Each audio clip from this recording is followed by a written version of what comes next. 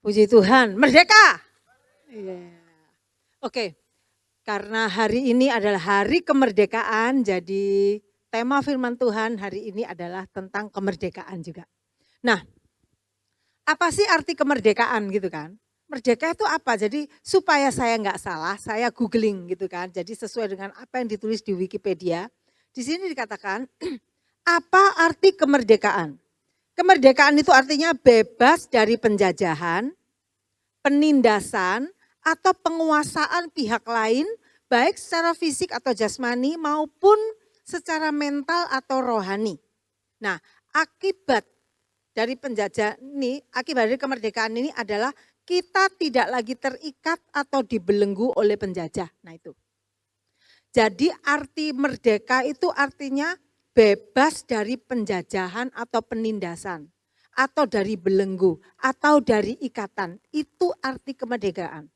Dan itu yang akan kita lihat hari ini. Tadi di penjelasan itu dikatakan merdeka bukan hanya secara fisik, tapi juga secara rohani. Secara fisik jelas, 17 Agustus tahun 1945, bangsa Indonesia bebas secara fisik dari penindasan Jepang, Belanda, dan sebagainya itu.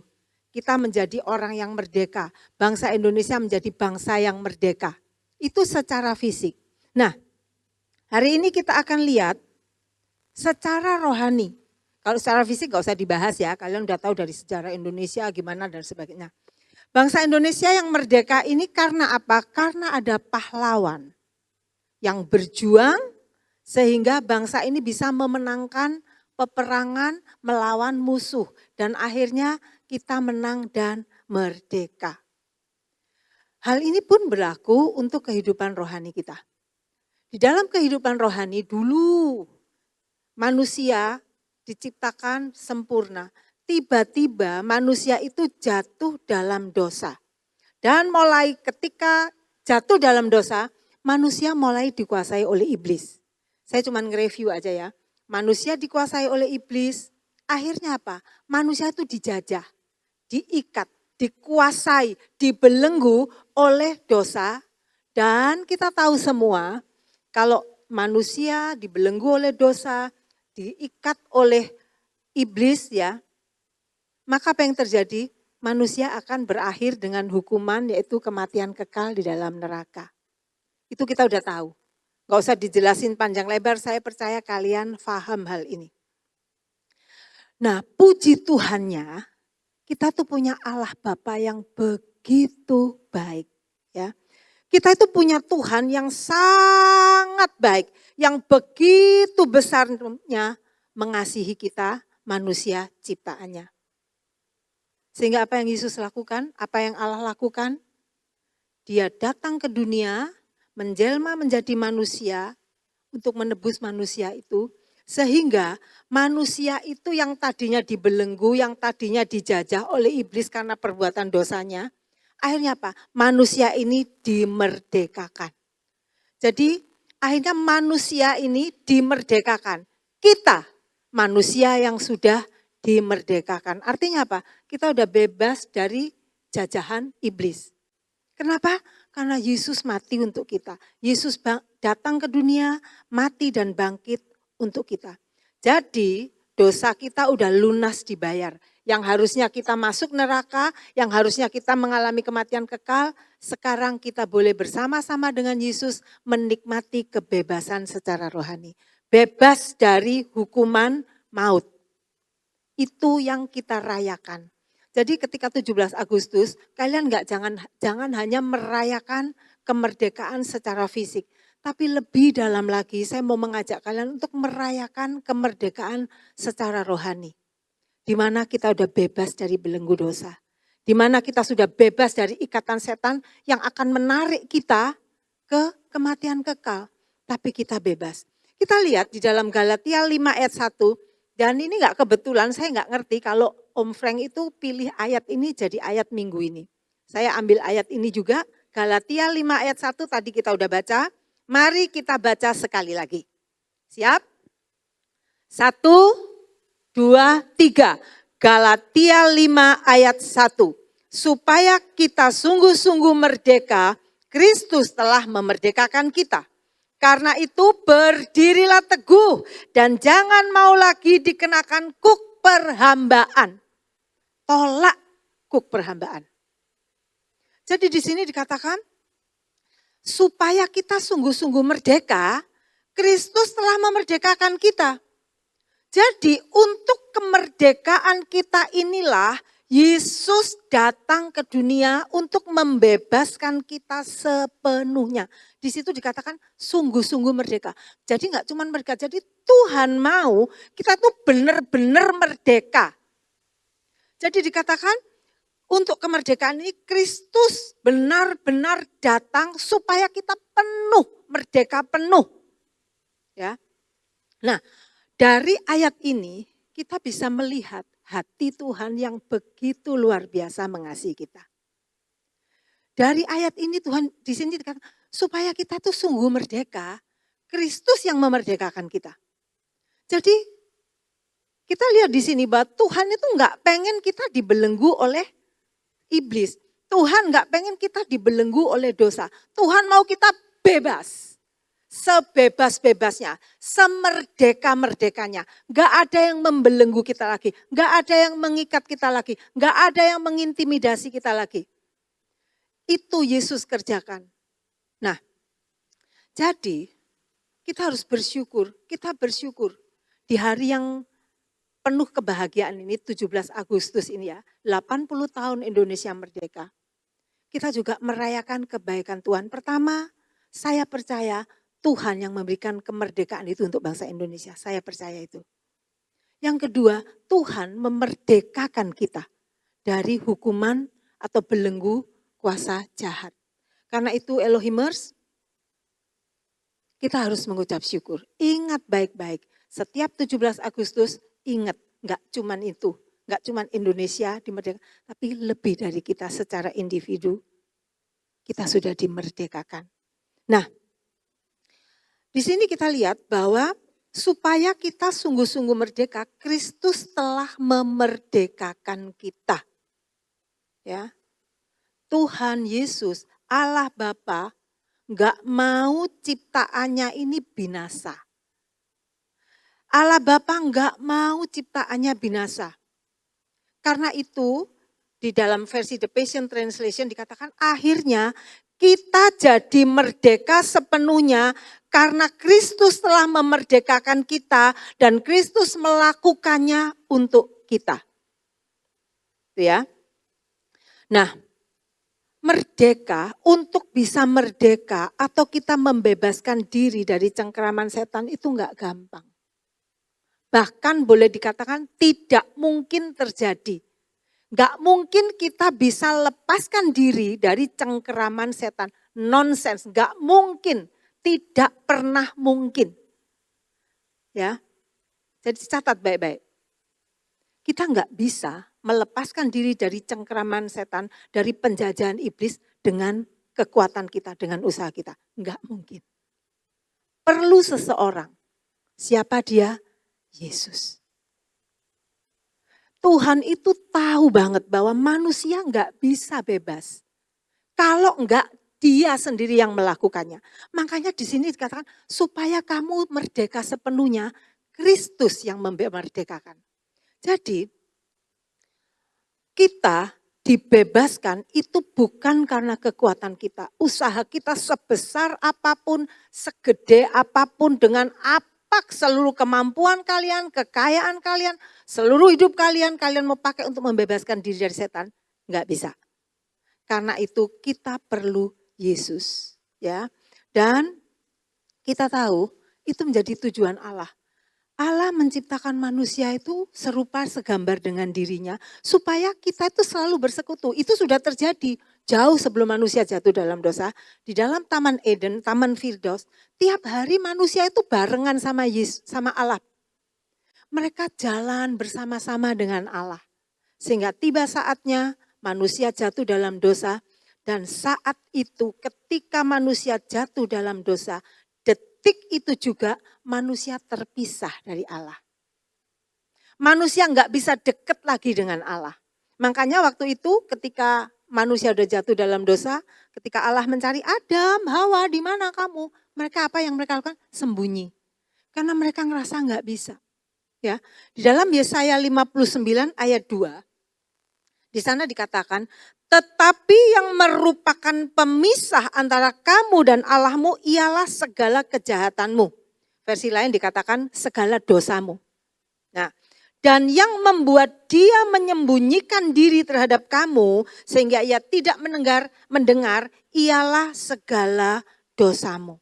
Jadi jelas di sini dosa membuat manusia terpisah dengan Allah. Terus kemudian kalian tanya, ih Allah kok jahat banget ya? Katanya Allah sayang sama manusia. Kok jahat banget? Kan memang kita rawan jatuh dalam dosa. Kenapa kok jatuh dalam dosa terus Allah memisahkan diri? Ingat. Allah tidak pernah berusaha untuk memisahkan diri dengan kita. Tetapi saya mau kasih tahu kepada kalian kenyataan yang sebenarnya. Kita tahu bahwa Allah kita Allah Maha Kudus. Amin. Allah Maha Kudus. Jadi karena Allah Maha Kudus, maka ketika seseorang itu tidak dalam keadaan kudus, dia nggak bisa mendekati Allah. Kayak apa ya? Magnet yang tolak. Kalian tahu magnet? Magnet itu kalau kutubnya sama, apa ya? Kutubnya S dan U kalau nggak salah ya.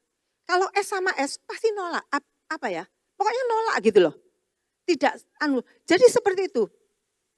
Jadi ketika manusia itu dikotori oleh dosa, dia itu kental, nggak bisa mendekati Allah. Jadi bukan salah Allah, tapi salah manusia itu sendiri. Kenapa? Karena dia sedang melakukan pelanggaran. Dia sedang dalam keadaan tidak kudus. Dia sedang dalam keadaan dosa. Makanya di sini dikatakan yang membuat dia menyembunyikan diri terhadap kamu sehingga ia tidak mendengar ialah segala dosamu. Jadi dosa membuat kita tuh terpental. Kita nggak kuat, nggak sanggup mendekati Allah. Jadi bukan karena Allah yang nggak mau mendekati kita, tapi memang kita yang kepental gitu loh. Nggak kuat. Nah, Tuhan tahu hal ini. Sebenarnya Tuhan tuh sedih banget loh. Saya bisa merasa Tuhan tuh pasti sedih banget. Ketika manusia jatuh dalam dosa, ketika manusia terpental gak bisa mendekati Allah, Allah jauh di dalam hatinya, Allah itu sedih. Sebab pada dasarnya manusia diciptakan oleh Allah supaya manusia bisa bersekutu, bisa ngobrol, bisa ngerumpi, bisa ngumpul sama Tuhan. Jadi ketika ada dosa, manusia langsung terpisah, terpental, dan Tuhan tahu ada berkat yang tercurah, yang bisa kita nikmati ketika kita dekat dengan Tuhan. Jadi makanya di sini dikatakan seakan-akan Tuhan itu seperti menjauh, seakan-akan Tuhan nggak mendengar. Sehingga akhirnya apa? Manusia nggak bisa terima berkat, nggak bisa nikmati berkat. Kenapa? Karena itu tadi dosa itu membuat dia nggak bisa nyatu lagi dengan Allah. Dan bersyukur Allah mengerti dan Allah peduli. Dia turun ke dunia, Allah bikin proyek keselamatan, dia datang ke dunia, menjelma menjadi manusia, dia mati di kayu salib, dia bangkit dari kubur, sehingga akhirnya apa? Ketika kita percaya kepada Yesus, Allah Juru Selamat itu, maka kita diterima kembali. Segala dosa kita dihapuskan, semuanya lunas dibayar. Hukuman-hukuman dosa itu dibayar lunas. Allah turun sebagai Yesus ya untuk menggantikan hukuman yang harusnya kita terima. Menjadi apa? Menjadi kemuliaan di surga. Kita bisa dekat lagi dengan Tuhan, kita bisa bersekutu lagi dengan Tuhan. Karena apa? Karena Yesus datang ke dunia menebus kita. Yesus adalah pengganti. Tadinya kita harusnya masuk neraka. Kita harusnya tadi menerima hukuman kekal, kematian kekal. Tapi karena Yesus menggantikan posisi kita di sana. Sehingga apa yang terjadi? Kita boleh menerima keselamatan. Kita boleh dimerdekakan kembali dari ikatan-ikatan dosa itu. Nah, di ayat yang tadi di Galatia dikatakan, Paulus itu ngingetin kita. Jadi dikatakan,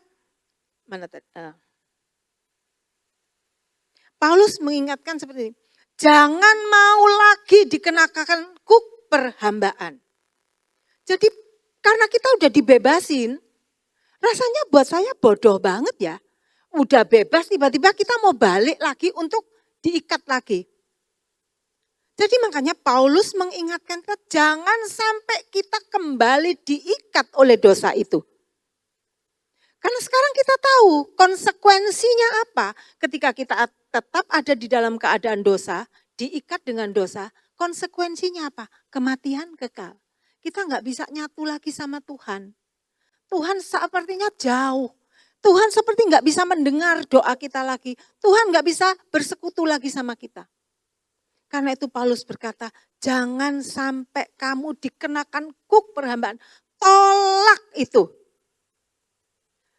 Elohimers, setan itu nggak seneng ketika kita hidup kudus. Dia akan bikin situasi, dia akan ciptakan segala cara untuk menarik kalian kembali kepada hal-hal yang dosa. Dan setan pinter loh. Setan seringkali membungkus dosa itu dengan sesuatu yang manis di luar. Sesuatu yang indah, yang cantik banget, manis. Tapi di dalamnya hati-hati. Ketika kalian makan, itu akan jadi sesuatu yang meracuni. Saya ingat dulu waktu saya kecil itu saya lupa, itu permen apa ya, saya lupa. Jadi itu depannya itu manis gitu. Tapi di dalamnya itu pahit. Saya ingat kayak lollipop gitu loh. Saya waktu ya mungkin kayak SD, SMP mungkin. Nggak tahu ini nggak ada kali ya. Zaman dulu. Jadi permen itu pahit, tapi dibungkus manis gitu loh. Nah itu setan itu sering kayak gitu. Sesuatu itu pahit, beracun, tapi dia kemas dengan begitu indahnya. Sehingga kalau kita nggak waspada, kita ngelihat itu tertarik. Dan ketika kita makan, kita terjebak di sana. Makanya penting banget apa yang jadi nasihat Paulus itu benar-benar kita perhatikan. Jadi di sini dikatakan Paulus berkata, jangan mau lagi dikenakan kuk perhambaan. Nah, kalau gitu supaya kita tetap ada dalam posisi merdeka, apa yang harus dilakukan? Dalam Galatia 5 ayat 1 jelas dikatakan berdirilah teguh. Berdirilah teguh. Kata berdirilah teguh ini di sini mempunyai arti berdiri teguh dan tekun melakukannya. Ya, jadi berdiri teguh mempunyai arti enggak kenal menyerah. Seperti prajurit yang sedang mempertahankan tanah yang sudah dia rebut. Kalian tahu pejuang-pejuang, kan suka lihat film-film perang toh. Mereka kalau sudah ngerebut satu daerah, mereka akan berusaha mati-matian untuk mempertahankan daerah itu supaya musuh enggak masuk lagi. Mereka akan bertahan di sana. Itu butuh ketekunan sehingga kita bisa berdiri teguh tetap di tempat itu, enggak goyang ke belakang lagi atau kemana-mana. Itu yang Paulus nasihatkan. Tetap berdiri di area kemerdekaan itu. Tetap berdiri di area kasih karunia Allah. Sebab kita tahu iblis akan berusaha untuk menarik kalian keluar dari lingkaran kasih kemurahan Allah itu. Tapi ketika kalian tetap mengambil komitmen, aku mau berdiri teguh apapun terjadi, aku mau tetap bertekun mencari Tuhan. Saya percaya Tuhan akan menolong kita. Kemudian apa? Tetap bertahan. Berdiri teguh ini punya arti kata enggak kenal menyerah, bisa juga tetap bertahan melewati tantangan atau godaan yang ada di depan. Jadi memang untuk memastikan bahwa kita tetap ada di dalam posisi dimerdekakan oleh darah Yesus, merdeka dari segala ikatan kuasa jahat. Itu enggak gampang kan? Bahkan ada ayat dikatakan, kerjakanlah keselamatanmu dengan takut dan gentar. Gentar ini bukan, tapi benar-benar usaha yang benar-benar. Di sini dikatakan dengan ketekunan, kalian harus tetap berdiri teguh, enggak goyah. Sekali Yesus tetap Yesus, pertahankan dengan imanmu. Sebab kita tahu, kalau kita goyah, kita belok sana, akibatnya apa? Kematian kekal menunggu kita. Sebab kita tahu iblis sedang berusaha gencar banget akhir-akhir ini untuk menjatuhkan kalian. Nah, berikutnya bagaimana cara supaya kita bisa tetap berdiri teguh? Caranya apa? Kenalilah pemicunya. dosa itu akan kita lakukan, enggak langsung tiba-tiba kita melakukan kesalahan, enggak. Ada prosesnya. Dosa dari keinginan mata dan sebagainya, kemudian melahirkan apa, melahirkan gitu di ayat. Jadi enggak langsung tiba-tiba kita berdosa, enggak. Selalu ada pemicunya. Nah, siang hari ini ayo kita kenali pemicunya lewat 5W. Yang pertama what? Apa? Hal-hal apa yang membuat kamu melakukan dosa? Hal-hal apa yang seringkali ketika kamu ada di area situ, tiba-tiba kamu, waduh enggak sengaja atau kalian berdosa. Mungkin gadget, tontonan-tontonan, atau games. Jadi itu kenali. Kalian harus kenal, iya ya, kalau aku lagi itu, kok tiba-tiba aku pasti bikin pelanggaran. Pasti aku ngelanggar firman Tuhan. Pasti hatiku jadi dikotori lagi. Kenali itu what. Kemudian where. Di mana saat kamu berada di mana membuat kamu jatuh dalam dosa. Saat di mana? Hanya kalian yang tahu. Mungkin ketika kalian sedang di tempat-tempat apa, nah di situ rawan banget aku bikin salah. Kemudian apa? Who. Saat dengan siapa kamu cenderung lupa diri dan melakukan dosa. Ingat teman-teman, ingat bahwa teman-teman itu seringkali bisa memicu. Mungkin mereka enggak nyuruh kamu bikin salah, enggak. Tapi memicu pertemanan yang buruk akan merusak kehidupan kalian. Pergaulan buruk merusakkan kelakuan yang baik. Itu udah jelas di Alkitab dikatakan kayak gitu. Jadi hati-hati memilih teman. Enggak usah sungkan nolak teman kalau itu membuat kalian jauh dari Tuhan. Itu saya katakan. Ingat baik-baik. Enggak usah sungkan, masih banyak teman. Ini coba lihat kanan kiri, coba lihat kanan kiri. Nah ini teman-teman di mana kalian bisa bergaul. Ini teman-teman loh. Yang jelas teruji kerohaniannya. Amin. Ini jadi bergaul dengan ini. Jangan sampai kalian salah bergaul. Kalian boleh ada di tengah-tengah teman yang salah itu dengan tujuan apa? Kalian menjangkau mereka, oke. Tapi kalau kalian sampai terkait dengan mereka, hati-hati, kenali. Kalau nggak salah di Journey of Elohimers itu ada kan. Jadi hati-hati memilih teman, gitu kan. Kalau kita punya tujuan untuk menjangkau, kalian nggak bisa sendirian, makanya butuh care, kejangkau bersama-sama supaya bisa ada yang saling menjaga. Siapa di sini yang belum ikut care? Udah semua ya? Wah luar biasa, tepuk tangan buat kalian. Rajin-rajinlah hadir atau ada di dalam care kalian. Karena care itu menjaga kalian. Care tempat kalian bertumbuh, care tempat kalian mempunyai komunitas yang sehat. Ya, manusia itu nggak bisa hidup sendiri, butuh teman. Teman yang terbaik adalah teman yang bisa membuat kalian bertumbuh. Jadi, dengan siapa? Hati-hati. Kalau memang temanmu itu membuat kalian jadi rusak, hindari, jauhi. Gak apa-apa, masih banyak teman lain. Dibilang kuno, dibilang terserah. Daripada kalian masuk neraka, ayo. Mending dibilang kuno, bilang sok fanatik, sok suci. Gak apa-apa, memang kita kan mengejar kesucian. Bener gak sih? Gak apa-apa, gak usah khawatir. Ini loh banyak teman, ya. Kemudian when, kapan, waktunya. Waktu-waktu kapan kamu terpicu untuk melakukan dosa? Mungkin ada momen-momen khusus, mungkin saat sendirian. Ketika seringkali bahayanya orang kalau sendirian, nggak ada orang lain, itu gampang terpicu. Apalagi kalau buka internet gitu kan. Nah itu hati-hati. Ya. Ketika kalian melihat sesuatu dan hal itu menggerakkan kalian untuk melakukan dosa. Itu when. Waktu-waktu itu. Kenali itu. Kapan ya? Jadi kalau kalian lagi tidur, ya kapan ya? Siapa ya yang bikin aku suka seringkali malah aku bikin salah. Melanggar firman Tuhan. Kapan ya? Terus apa lagi ya? Nah kemudian yang berikutnya why. Kenapa? Ini lebih ke arah alasan. Ya. Alasan terus kata gini, aku nih terpaksa, jadi akhirnya aku terpaksa. Lah soalnya gini. Nah itu loh. Jadi kenapa ada alasan untuk membenarkan perbuatan salah kita. Jadi why? Kenapa? Kok aku bikin kayak kenapa? Hati-hati, kenali itu semua. Ya.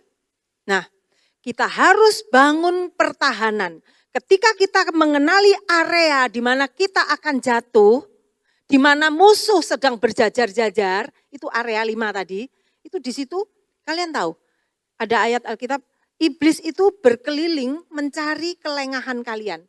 Kalian lengah di 5W ini, iblis sedang muter nyari. Jadi kalian harus bangun pertahanan di 5W ini. Bangun pertahanan di sana. Kalau bangun pertahanan itu sulit, hindari, dah itu paling gampang. Hindari aja dah. Ketahuan teman kayak gini, udah hindari, gak usah. Ketika kalian, momen seperti ini seringkali bikin aku lupa diri, hindari. Jadi hindari itu lebih gampang. Itu ya. Nah, kenapa kok saya katakan kalian harus kenali area 5W ini? Supaya kalian bisa menjaga kehidupan kalian, tetap kudus di hadapan Tuhan, sehingga kalian tidak akan terpental dari hadapan Tuhan. Sebab ketika kita datang kepada Tuhan, ketika kita bergaul dengan Tuhan, berkatnya itu luar biasa. Bukan berkat hanya di dunia ini, jauh lebih gede berkatnya apa? Kerajaan surga. Itu yang harus kalian ingat. Kemudian apa? Di samping 5W ini, ada yang perlu kita lakukan tiap hari. Tiap hari, katakan tiap hari. Yang pertama doa. Setiap pagi kalian harus begitu buka mata, menghadapi hari baru. Kalau kalian gak sempat berlutut, gak apa-apa. Di kasur buka mata, Tuhan jaga hati dan pikiranku hari ini. Tuhan pimpin aku hari ini. Itu udah doa loh. Bagus lagi kalian duduk menyembah Tuhan. Tapi kalau kadang kan kita bangunnya kesiangan, waduh gak sempat berlutut, doa aja singkat. Tapi ya jangan tiap hari kayak gitu, oke? Kadang-kadang boleh, tapi ya jangan tiap hari. Kata Tena boleh loh melek, biar nggak bisa juga. Kita harus punya momen-momen khusus di mana kita bersekutu dekat sama Tuhan secara pribadi berdua. Nah, jadi berdoa setiap pagi. Minta supaya Tuhan kuasai hati kita sepanjang hari itu. Doa pagi yang pertama. Kemudian yang kedua, ketika kalian sadar, tahu bahwa aduh aku bikin salah, jangan terus bablas-bablas.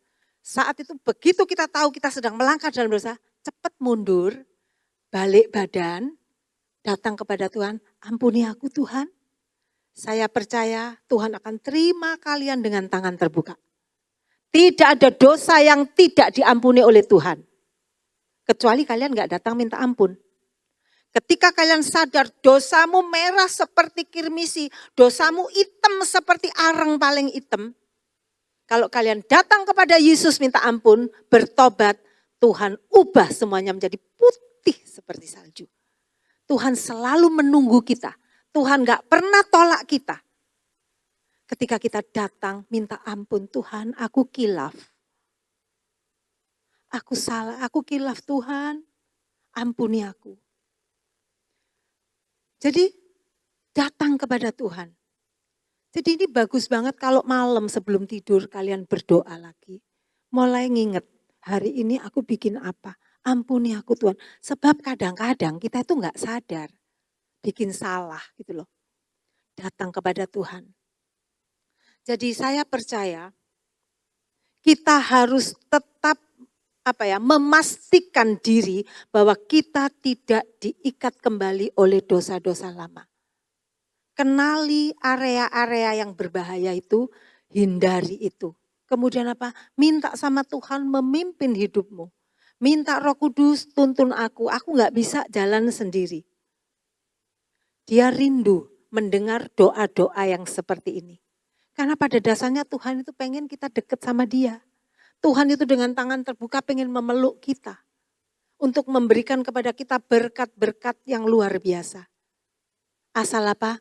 Asal kita jaga hidup kita dan terus fokus mencari Tuhan.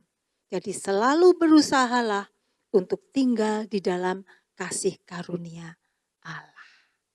Tuhan Yesus memberkati, sekali merdeka, tetap merdeka. Amin. Ayo semuanya bangkit berdiri.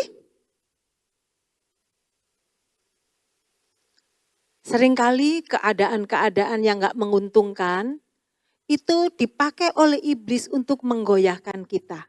Ketika kita mengalami hal-hal yang gak enak, kita langsung mikir Tuhan ini gak sayang lagi sama aku. Tuhan ini benar-benar gak perhatikan aku. Enggak loh Rek, enggak loh. Tuhan tuh selalu perhatikan dalam setiap keadaan, baik berlimpah ataupun kurang. Yesus tetap ada bagimu. Yesus tetap memelihara engkau. Yesus tetap ada di samping. Sekali Yesus, selamanya Yesus. Amin.